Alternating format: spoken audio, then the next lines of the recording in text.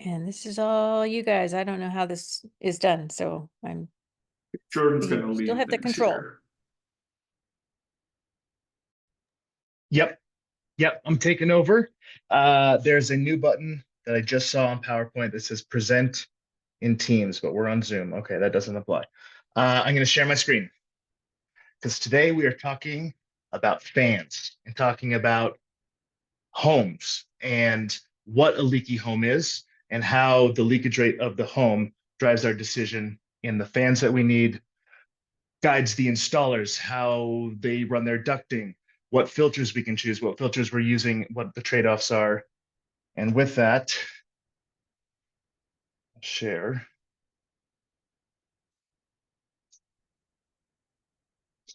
All right, y'all can see. There's like a presentation mode. Where's presentation mode? So we're seeing the presentation side. Oh, okay. So you don't see all my slides. All right. No, we So- You see the no, bar so on the side, but if you go down on the bottom to the little screen, big screen thing, I think, Oh, this guy. yeah. Come on, work. No, it's next to the where you zoom in and out. It looks like a little. Keep going to your left. Slideshow. Cool. Nice. Teamwork. Okay. Like I said, I'm going to talk about fans today. And at the end of this conversation, hopefully you guys will be surprised. I know I was. And hopefully questions like, what kind of homes can we go into? Why do we need to spend $500 on a fan? Things of that nature. Hopefully those will be addressed. And with that, I'm just going to give you a quick overview. I'm going to remind everyone what our system looks like, where our system is being installed. Then I'm going to jump into what makes a system curve. That'll make more sense later, but it's a combination of all of the losses that we see: ducting, filter, fan losses, losses that kind of can be considered a loss when we talk about the home. Then I'm going to describe what normal performance is. What kind of pressures are we trying to achieve in the home? What are we trying to overcome? Whether that's wind, stack effect, ventilation fans, whatever. Going to quickly talk about what decisions that means for us. I don't want to influence you guys or lead you in one direction, but I'll kind of describe what all of this information means to me.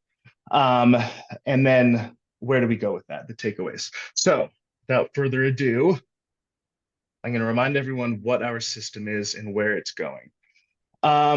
This boxy thing here on the left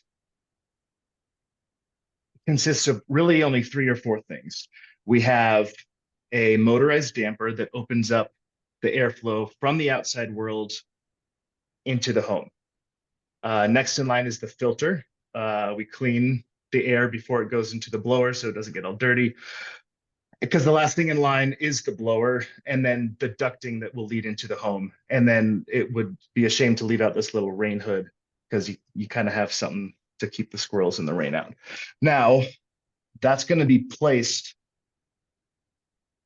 in the home. And there was, I think the last time I talked, there was a little bit to consider about where we're going to put this intervention node, so to speak. And after some people had some discussions, it's not going to go into the HVAC system. It's going to go parallel. So we are creating our own pathway from the outside through the crawl space or the attic, hopefully not. But we're going to do our completely, we're going to use our ducting. We're not going to go into theirs for many reasons. Okay. This thing is in my way. How does this? There we go. All right. So a quick change of pace. After we've been reminded of what the system looks like, let's talk about losses and eventually system curves. There are 3 or 4 types of losses that we need to take into account. Losses from the ducting and, all the fittings. So ducting losses, losses across the filter, losses in the home, because home losses, I'll go into that later, and then fan losses, how a fan operates under different pressures and different conditions, how it reacts, where its peak performance is, things like that. And I will start with the easiest one, ducting losses. So before I go into the graph, I'm just going to do a major overview of what is taken into account when we talk about this term effective length. Effective length is a combination of two things. It's major losses and minor losses. Major losses it's purely friction. It's the losses from a perfectly straight run of ducting. The diameter matters, and imagine you're blowing air through a straw versus blowing air through a toilet paper roll or a Christmas wrapping roll, whatever. The smaller the diameter, the more like the ratio of friction to air is more. So anyway, bigger pipes flow better. So that's major losses. And then we have minor losses, and that's a combination of things like registers or our little rain hood and how many 90-degree bends. And each one of those fittings has an equivalent length. For example, a 90-degree bend often has an equivalent length of 30 feet of straight major loss, 15 for registers, so on and so forth. This isn't exact, but it's rough. Okay, so major and minor losses makes up effective length. Let's go to the graph. This green line is an extreme. It's just there to kind of frame the values that we're looking at. So kind of ignore the green line. This blue line represents 30 feet of ducting, equivalent length. So that could mean just one 90-degree bend or 30 feet of straight pipe. It's almost unreasonable, but the takeaway from this plot and kind of the theme for this whole conversation is that as we increase in airflow, the losses that we see in our system go up. So we have more pressure loss the faster the air flows through the ducts. Now, this red line is kind of our sweet spot. I imagine that, kind of going back to this picture right here of the ducting, that 200 feet of equivalent length is pretty reasonable. And if you have an installer that's putting more than 200 feet, maybe even 300, that might be a concern, but you'll see later on, the ducting is not that big of a deal. Anyway, if we had 600 feet of ducting, we do see a dramatic separation and like a square, velocity squared. So like, it does become an issue if you have too much ducting, but at lower levels, the pressure loss is not that great. All right, ducting, moving on, pressure loss across the filter. Just like before, these two lines are just to frame and put things in context, but our filter that we're using right now is a HEPA filter and is very restrictive, like worryingly restrictive, but it is what it is. That is represented by this green line.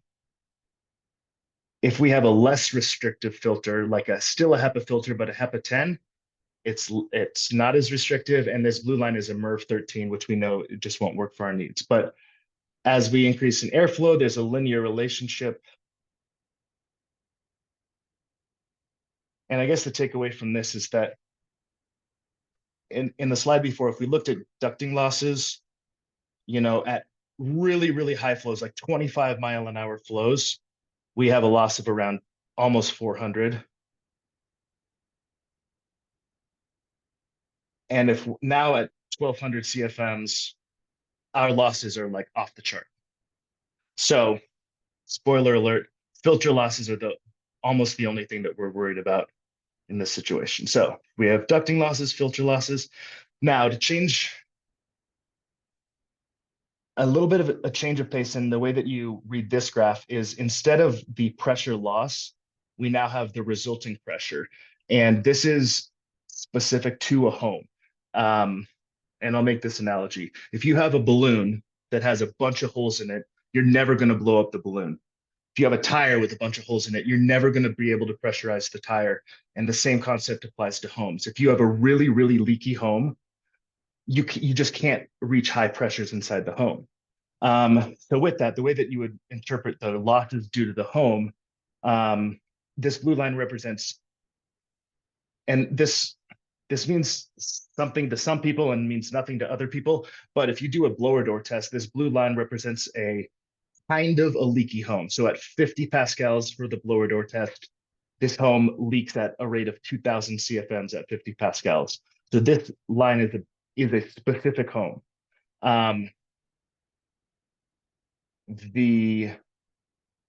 In order to reach a pressure of 15 pascals, the only way to do that is to provide it with 900 CFMs of air. So that's this plot, and it is a loss. All right. Now, this is the tricky part. Fan losses are where things start to get a little bit convoluted, and it's a little bit trickier of a concept, but let's do it. And you can't talk about fan losses without a fan curve. Every fan has a curve, and it's kind of just experimental data. The way that you read this is, so a little bit past 1200 CFMs, like 1250 CFMs. All right, how do I explain this?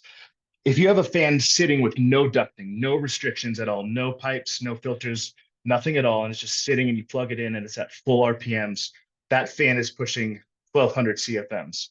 If all of a sudden you start putting a bunch of ducting on there and filters and fans, and you make it super constrictive to a value of 400 PSI or pascals, no air is flowing through it at all. So that's kind of an intro to a fan curve. This is how it performs in reaction to like external conditions. Takeaways from this particular fan, and this is the fan we're using, at least in the testing. This slope is much steeper than this slope. So this region is more sensitive to pressure. As you increase pressure, as you increase airflow, pressure reacts quicker. Anyway, it's not really important, but this is how you read fan curves. And fan curves' best friend is system curves. All the losses that we've talked about so far, ducting, home, filter, those all can be like combined into a system curve. And you throw that system curve on a fan curve, and now you can start getting values.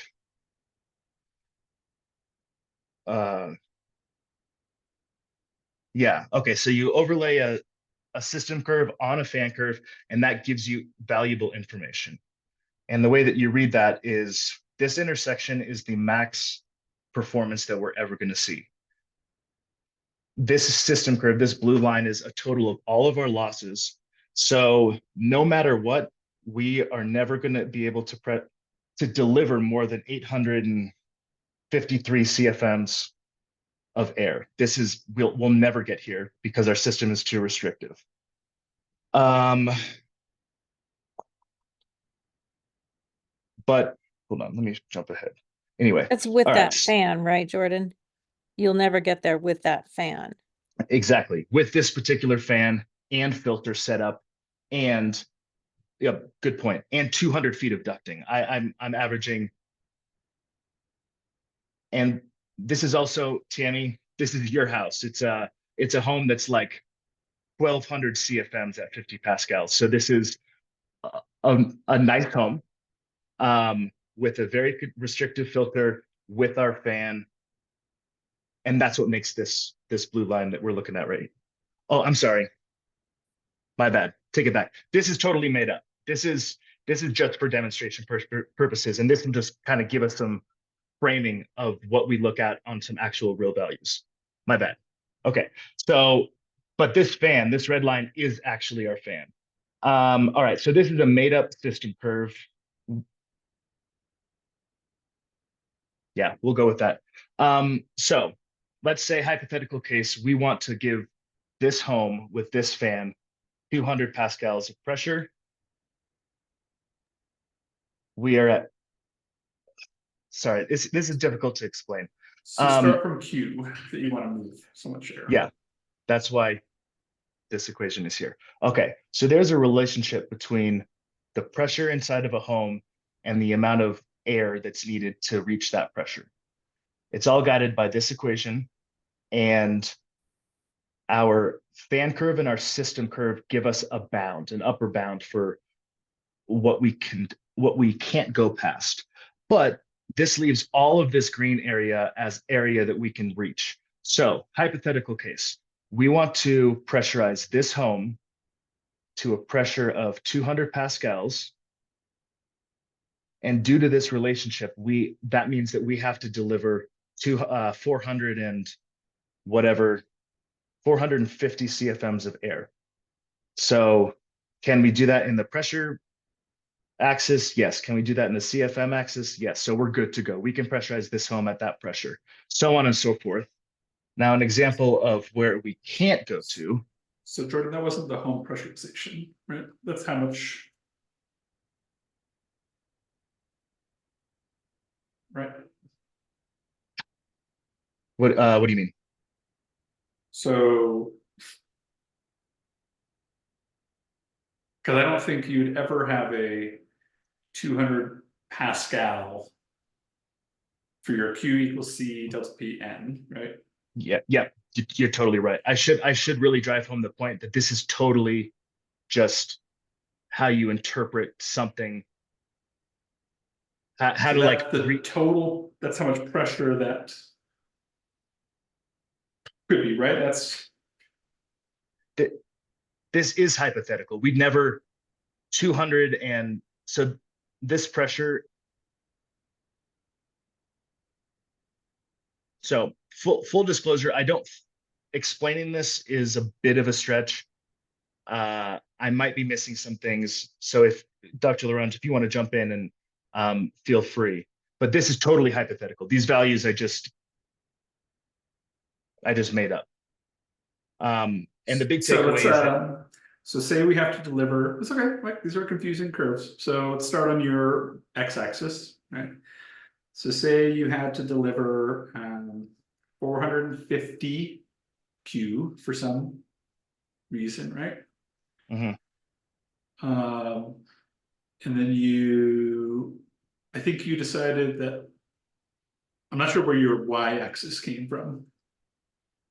Here, well, we can find out from your blue line, right? So moving over there, your system would have only had a restriction of 50 pascals. Okay. That's great, right? So your ducting and filter had a restriction of 50 pascals, but your blower could have still had flow up to 300 something. So the takeaway here is you're in a good zone. Your blower was able to supply enough air for the situation you were hoping to operate in. You're in the green zone, so you're good. Yep. And I think what you're saying is the pressure is like the pressure drop across the whole system, right? That's what your y-axis is? It includes the ducting and then the filter, which you said was the biggest. Right? Yeah. So inside of the fan curve, we're restricted by the performance of the home. If we want to achieve a certain pressure, there's a related airflow with that. Yes, so your dotted horizontal should have been at the blue line. Right there. Okay. Funny enough, I had that and then I deleted the slide and I replaced it with this. All right, that's unfortunate. My bad. Okay, so the same error that's happening here is happening on the next slide. A situation where we can't achieve the pressures that we need would be this. We want to achieve a pressure of 450 pascals. It's outside of our fan's ability. That drives us over to the intersect of the blue line. We would actually have to deliver more than 1,200 CFMs of air to achieve that pressure. Okay, anyway, enough hypotheticals. Let's move on. Okay, this is just added because there's a lot more to it. We have a fan that is variable and can operate at any RPMs. Our actual system curve is not fixed. As our filter gets dirtier, we move up. As doors and things open, we move down. So we have a range of system values, these yellow lines. We have areas that we don't want to go, and we have optimum zones. That's why you can't just pick the biggest blower that you've ever seen in your life and be like, oh, it's overpowered, it's good. Because the motor doesn't like that. And the same reason why you can't pick a computer fan that just doesn't produce any pressure. Anyway, this is not part of the presentation, but I just thought I'd add that in there. All right, so let's go into real homes, homes that we're going to see. And let's talk about the max pressures that we're going to be able to achieve in the homes in Fort Collins. So can Okay. can I just going Yeah. back to the graphs you were showing before, I just want to get clear on what the y-axis represents, because I thought it was the whole system, the whole delta P across the system that includes the ducting, the filter, and the home. Is that right? Yeah. So this hypothetical blue line, you know But what? then those are not all C delta P to the N, because the flow pressure relationship is like different for filters, right? Yeah. Okay. So I'm doing a bad job of describing this, but you're exactly right. So when we throw a system curve, which is this blue line, on top of a fan curve, that gives us our bound. This is our max pressure, max flow. So that gives us a bound. So then we take those bounds and we throw it into this equation. So this system fan curve completely new after you pull one bit of data out of it. Once you pull the data that tells us the CFMs or the pressure that we want to be at, we then have to throw it into this equation. And then that'll give us a real value of the pressures that we can achieve in that home. So this fan system curve and this equation right here are best friends, and they're almost useless without using them in unison. So to your question, Tammy, yes, those are all together. And the QC delta P is tiny contribution to that blue line.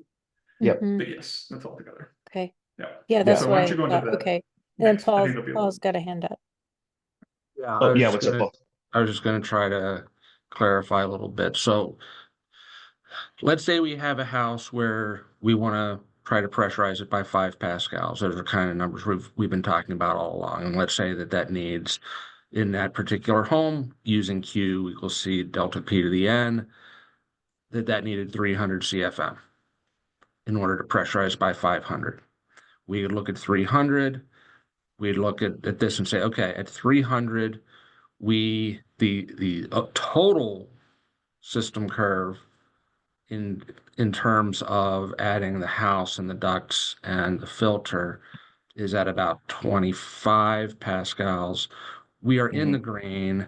We can absolutely deliver 300 CFM in this house. And so we could pressurize it by that 5 pascals. If we had a house where it was a very leaky house and to get to 5 pascals, which is again just that house component, we needed 900 CFM. We look and say, okay, at 900 CFM, we're outside of the green. Mm-hmm. We are not going to be able to pressurize that house by 5 pascals. We could then say, okay, the maximum we can get is like 850. How much can we pressurize that house by? Yeah. Okay. And I think the system curve is showing not a relationship Q equals C delta P to the N, but the total of all the pressures that you presented in the first part. Right. Yep. Exactly right. All those pressure drops at that flow. Okay, cool. Yep. Thank you. That does include in the real blue line that we're going to look at. So this is just an intro. I actually have like an interactive thing that we play with genuine values. But yes, this blue line and the blue line we'll see later, a very, very small portion of that is this Q delta P to the N equation. And you'll see how little effect that makes. Right. But it is part of the total losses. And hopefully that will be more clear later. Okay, Um, thank you. I just wanted to be clear on that. yeah, and I have 'Cause I not. think these are big pressures for a house, right? We're not pressurizing the house by 200 pascals, but what you're showing is that you need this pressure to get the flow through the fan or through the filter and the ducting, et cetera. Bingo. Okay, Exactly. thank you. that's what the fan is working against with everything Right. included. Right. That's the Yeah. pressure drop across the system, which is why I think you're calling it the system curve. Okay. Yeah. Thank you for clarifying. Yeah, and my bad. This is not my wheelhouse. I just get lost and I don't even know what I'm saying, to be honest. All right, let's Jordan, never go say in. that during a presentation. If you want people to stay.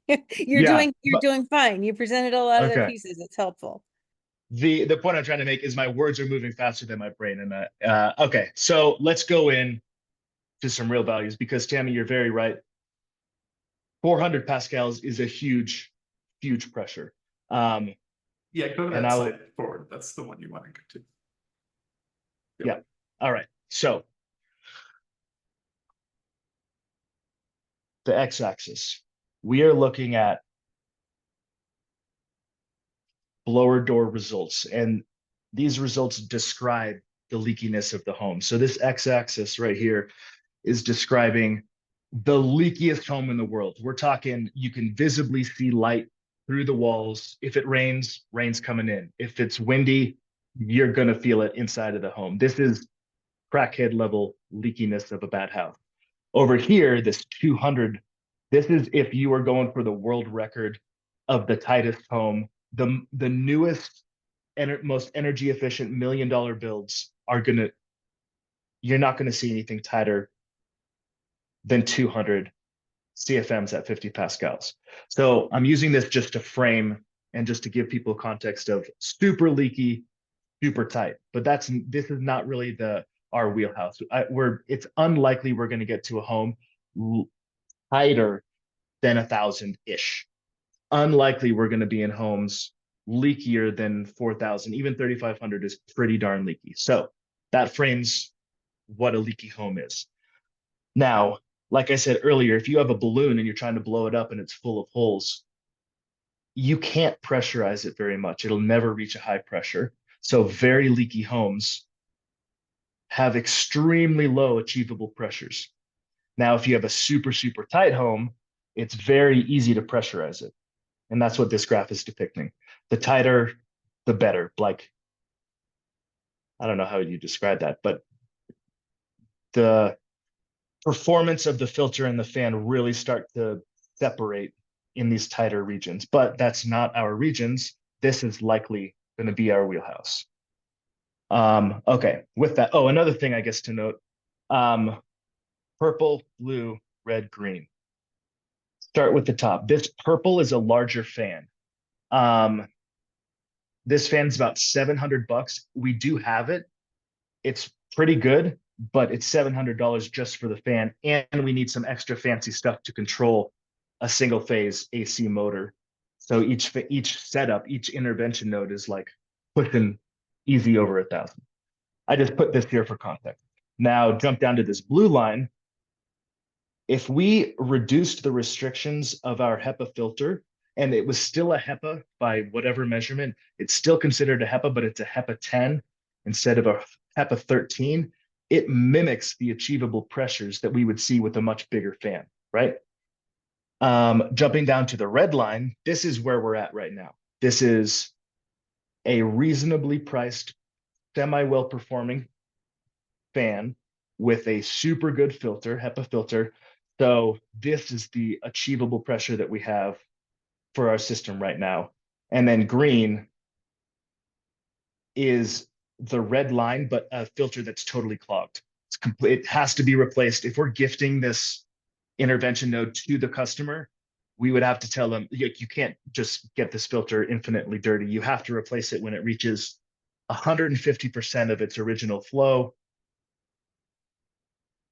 Anyway, I at 150% of increase in the original pressure drop across the filter is how you know you need to replace it, and that's what this green line is. All right, that's enough said about that. This is our likely operating region, which jumps us down to this plot. Okay, so this is a perfect example of a real home with a real system.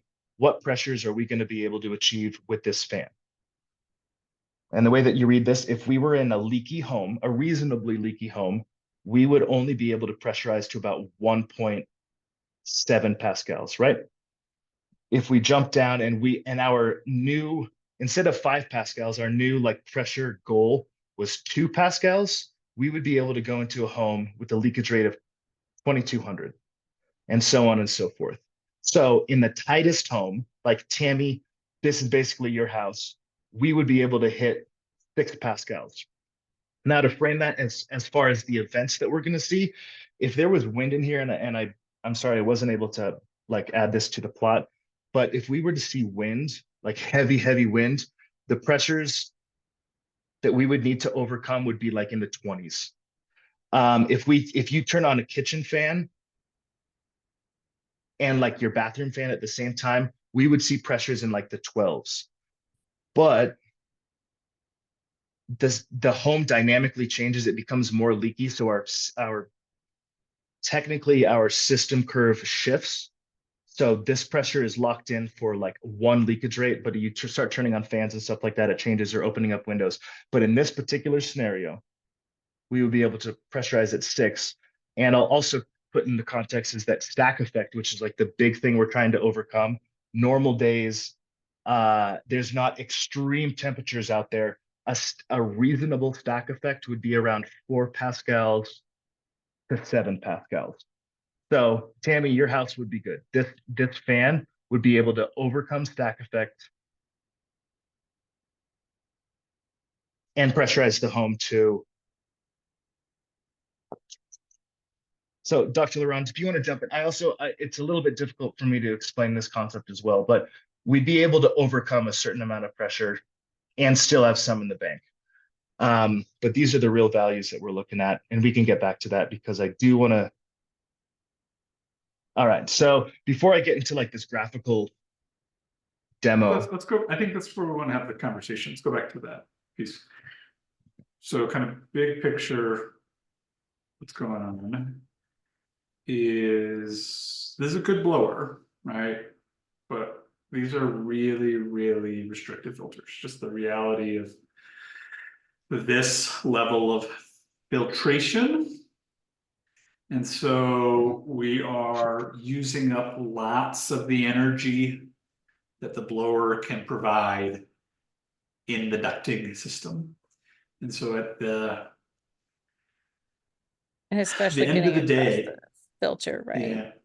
Yeah, that our margins of once we've pushed that much energy across the filter, the capacity we have left to pressurize across the envelope of the home is actually, I think, a lot more limited than we thought. Now, these are maybe conservative, right? It's probably a little high on the ducting losses potentially, but even if we just consider the filter losses, we're likely going to be in the situation that it's moderate events that we're overcoming, not major events. So let me stop there and let people comment, because I think there probably going to be some questions here. And I will note that, so this red line is where we're at right now. If we went to a stronger fan, anything stronger than this fan is like super strong. Or if we went to a less restrictive HEPA filter, we kind of, in many ways, double our performance. There are trade-offs though. Do we have that kind of money? Do we want to sacrifice super clean air with just pretty clean air? That I can't answer, but here are the numbers, and here's the performance of anything within reason. So Jordan, from this, you're comparing this kind of pinkish one, and that's the expensive fan, and I don't see why it's better because it's lying right on top of the blue line. Can you explain that? Sure. All right. So a quick explanation there, maybe, if that be. Yeah, because I could do it, but it's going to be wordy and it's going to be bad. So The very short answer is it's a much more expensive blower with a better fan curve. It just has a higher total pressure that it can provide. Okay, but on this figure, I see two curves right next to each other. Mhm. The So, pink and the yeah, blue. And so I'm saying, oh, that expensive fan doesn't improve it much, but what am I missing? so the differences are status quo is the red in the middle. Oh, okay. And then the blue is putting on a less restrictive filter, so you can get that Correct. performance with a less restrictive filter. We have two alternative pathways potentially that are being looked at here. They unfortunately or unfortunately line too close to each other. Two Yeah. alternative pathways, a HEPA filter that is not this, a different HEPA filter, I guess, or a substantially more expensive blower. Those are both. The HEPA filter is a difference, I think, from what MISA has, I think, fully characterized, which is one alternative, or a blower that is not necessarily a bad option, but technologically and cost-wise is a pretty hard pill to swallow. Yeah. Hard to implement, hard to budget, but does the work. The red is our status quo. Okay. Yeah, because That this help big clarify? fan, the red fan that we have now is like a super clever, brand new technology, the most efficient AC motor or electric motor that is out there in the market, the best of the best. So we're taking advantage of an extremely efficient fan. Where this purple line is a classic single phase AC motor that requires like an entirely separate unit to control its speed. It's much more complicated. So this red fan is pretty sweet. And it's seen in similar products to ours. So why don't So you we go know to the it next works. slide, Jordan? I think that's much better. No, This one? stop, you just stay here. Okay. So, oh, let me add, I have something to say, but I want to get other people's questions out.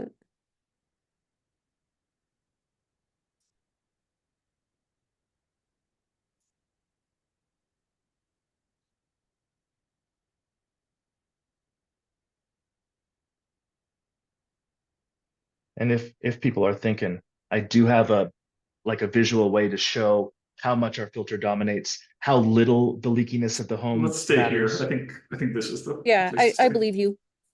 Okay, shoot. It's pretty cool. You're a nice graph. No, I Yeah. believe you. So the thing I want to say, and it's been coming up to the top of my priority list, but it hasn't made it there yet. But I want to sit down with you guys and do a home leakage calc that is not C delta P to the N. Because I think that C delta P to the N is not what drives home leakage under normal conditions. That is what it does during a blower door condition. And it's what it does if the entire home is depressurized. But a lot of times you have half of the stack effect working in your favor. And so I believe that the leakage you have to offset is less than is in your calculation. That would Likewise, be awesome. yeah, likewise, we're not seeing the wind having as strong an influence as would be predicted from theory. And so my guess is that the amount you have to offset is less than you think. Now, we don't know quite what it is, but I think there's going to be an adjustment to that part of your equation. No, I Okay. agree. I think that's true. We did some kind of back of the envelope calculations. I think one piece to take away from this is the order of magnitude uncertainty, probably between the filter variability, the ducting variability, and all those pieces is in the same order of magnitude as that home leakage. So I think you're correct, Tammy. 100% agree that I think this may shift, you know, It may be half or double, but I think the piece that we need to wrap our heads around is, even if that is true, even if we're off by 100%, we do not have large safety margins. That's right fair. now. That's fair. And that's and the I next think- thing I was gonna ask is what, or maybe you can't answer this yet, but what do you think the safety margin should be? And my gut feeling is it should be measured in delta P across the envelope and not in flow. I would agree. I think Oh, everybody else is there's, jumping in. You can just jump in too. yeah, say one thing, Paul, and then I'll be quiet. I think there's the appropriate safety margin in my mind depends on if we think about this as a product or as a proof of the validation case from a pilot study standpoint. I think we are in a okay safety margin from a do no harm pilot study, because we're going to err on the side of not quite being able to pressurize, but feel like we're doing things safely, right? It's a good filter, but maybe there are events that we don't pressurize, which means that we don't keep all bad air out, but we're erring on a not effective but not harmful standpoint. Are we safety margin enough that I would feel comfortable as a company taking this to market? Nowhere close. Yeah, that's fair. So- Go ahead, Paul. So some things I was going to say is, one, there are going to be very large portions of the year where the kind of pressure we're going to need to overcome is one. Mhm. Things like 2 are where it's really starting to get cold. When we talk about 5, that is like your really tall house when the polar vortex comes through. And, we might just not manage to maintain pressure when the polar vortex comes through. It's only a couple of days, and maybe we just live with that. So a lot of times I think 2 is the kind of number we're going to be really needing to do in terms of stack effect. And I don't think we should be trying to focus a lot on countering wind. It's just too all over the place. One of the ways you can also look at this, and this is, I think, going to be one of the key factors, is if you have a really super leaky house, the biggest problem with dealing with particles is not that you don't have one of these systems. It's that your house is really leaking and it's letting all the crap in. And if you could do a whole lot by tightening the home. And so one of the things that I think these kinds of curves can really do is, let's say we are using the HEPA 13 and we're trying to get 2 pascals, and we go to a house that's 2600 CFM 50.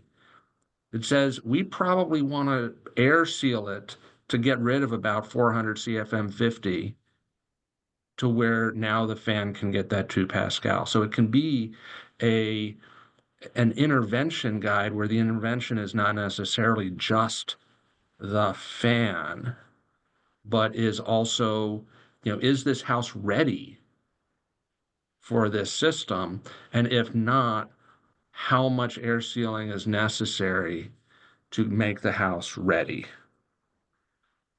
And it might not be that much, but some. Yeah, I 100% agree. It's not that we would get most houses to that far left curve, but it's actually a pretty compelling case with that sharp uptick. As it gets tighter, it gets so much easier. So I want to leave time for other people to talk, and I don't want to dominate here by any means. But the reason we wanted to have this conversation is I don't think it had been floated to the full group yet. That we're probably, even with changing filters, uncertainty levels, we're probably on the bleeding edge of being able to be effective. And that's probably okay, or I would argue probably okay from the pilot study, because again, we're not do no harm in the way we're gonna fail. But now is the time for everybody to know that we're probably much closer to the bleeding edge of not able to pressurize than at least I thought we were even a few months ago. And it's not a simply look harder for blowers. These are good blowers. It's like making really hard and expensive choices. Or, as Paul, you were saying, like bigger changes to the home. So. Yeah, yeah. You can see why I was hoping to not have to go to HEPA filters, Yeah. but that's what we needed to do. And there it is. And so it constricts our system design a bit. But I think we are still in the range of being able to achieve what we're trying to achieve in many homes and for much of the time. So I think I agree that we are still okay, but our margin of our safety factor is not huge. Mm-hmm. And kind of like Tammy pointed out, there are a lot of things that happen in the homes, like depressurization and pressure events, that help us. It doubles up with the fan that we're using. And I would just also say that your system should not be trying to fight a range hood. That's just asking for trouble. Eventually we should build in something so that if it senses a step change in pressure that is applied by a fan, it should just not try. Oh, Jordan's got a whole lovely another slide deck about when does it not engage too fast, too extreme. But yes, it's a great, the very short answer there is we are starting with slow and gradual changes we will do. And anything that is big, system just stops and goes to safe mode because we just can't go in the wrong direction with this thing. Yeah. The last thing I'll say on some of this, and then see if other people have questions, although I know we're about time. If the proof of concept does pan out, the pilot is successful, I have every confidence that corporate America, manufacturers will be able to do all the combinations and make the components necessary to do this. This is, what do we have off the shelf that people have already done? There's innovation that can be done, or filters that are not widely available that become widely available if this system is something people want. So there is, I think, consideration there. But it is good for us to know where we are on the system curve. I appreciate that. Yep. So I didn't give him time to show his tool, but I'm sure Jordan would love to show off his numeric tool at some point. So if anyone wants to see that, I'm sure he'll. It is just the best. You guys are in for a treat. Okay. Can you all see this? Can't wait. Okay. Oh, anyone else? Last few minutes. Tick, tick.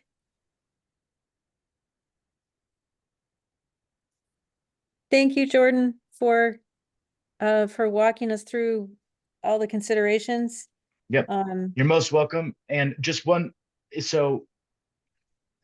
cool thing about this is that this is an example of an extremely a fan that's really good at pressurizing a system. It's a squirrel cage fan, and it shifts our fan curve to this green line right here. We can't see your tool, Jordan. So that's why we didn't change it. We'll find another time. We'll demo it for everybody. Yeah, next time. Sorry, Jordan. It's clear that you have a lot of enthusiasm. Good. If we have time after the House of Pressure demo next week, we can go into 104 and you can show people. Very cool. Okay. Yeah. Hopefully that wasn't too cringy. Thank you, everyone. I think we're just about hitting 3. So happy weekend. Thank you. Great weekend, everyone. Bye-bye.